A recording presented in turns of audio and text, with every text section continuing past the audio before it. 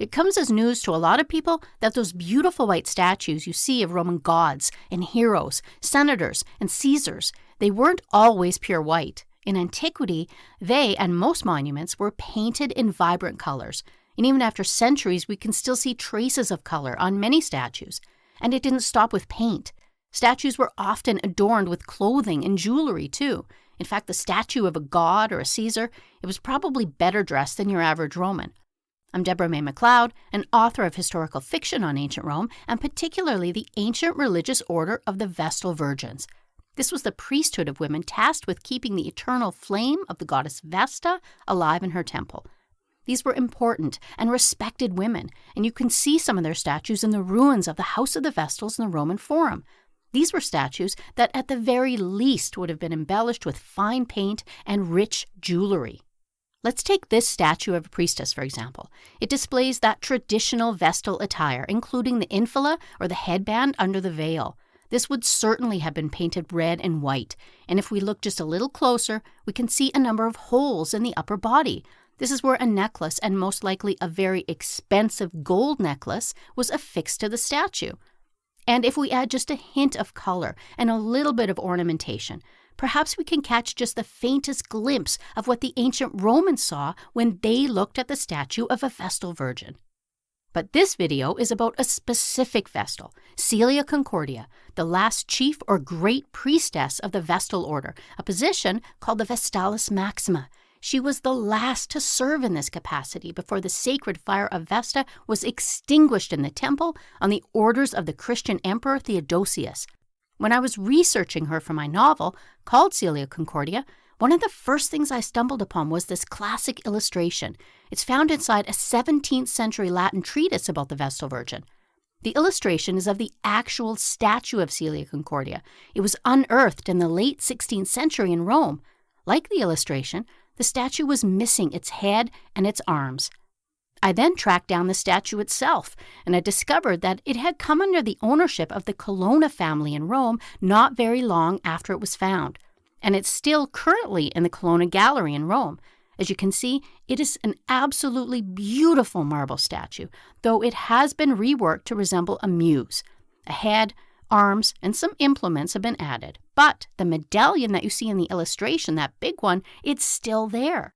Sort of. Now, this statue originally stood in the latter half of the 4th century, and at that time the medallion would have boasted precious gemstones. Yet, like just about everything else of value, they would have been pried out in later antiquity or when the statue was found, but either way, they're long gone now.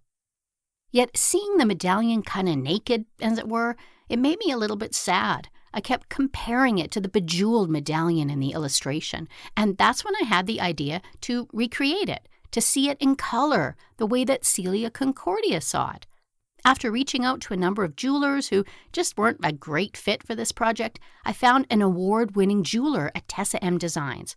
And we started experimenting with the dimensions of the piece and the types of beading or stones that we might use. But to me, it seemed most likely that the gemstones would have been just red and white to match Celia's infula and that red edging that we see on the edge of the ceremonial veil the Vestals wore. So perhaps pearls contrasted with garnets or carnelian stones. That red to symbolize the sacred fire, and white to represent the purity of the Vestal priestess. So we settled on red and white gemstones set into a very large gold disc, and then the jeweler created the piece from scratch, cutting out the metal, making the fittings, and really bringing the piece to life. I like to think that as the last Vestalis Maxima of the Vestal order, Celia Concordia was making a statement with this really big medallion. She was declaring that what she represented was important. This is hardly the ornamentation of a woman who's just kind of fading quietly into obscurity. Yes, her world might have been changing. There were increasingly restrictive anti-pagan laws coming in at this time, and things were only getting worse for her and for people like her. But this bold, bright piece, I don't know, there's a certain defiance to it. There's a certain rage against the dying of the light here. At least to me there is. I think the finished reproduction is really beautiful. The red and white against the gold, it's really striking. You can see, obviously, the pagan cross arrangement, so that central red stone might represent the sun, or maybe Vesta's fire as the sun. And the rectangular stones represent the cardinal directions, north, south, east, west. The piece looks even more dramatic when placed against white clothing, since the medallion was undoubtedly meant to resemble an actual piece of jewelry worn by the chief priestess in real life. A large piece like this could have been worn as a pendant or a fibula, a brooch. Large brooches like this were certainly worn by important and wealthy people in ancient Rome, and for over 1,000 years, the Vestalis Maxima was one of them. Perhaps in some small way, Celia Concordia's shiny medallion can help us reflect upon that, and can help us remember just how great these great priestesses really were.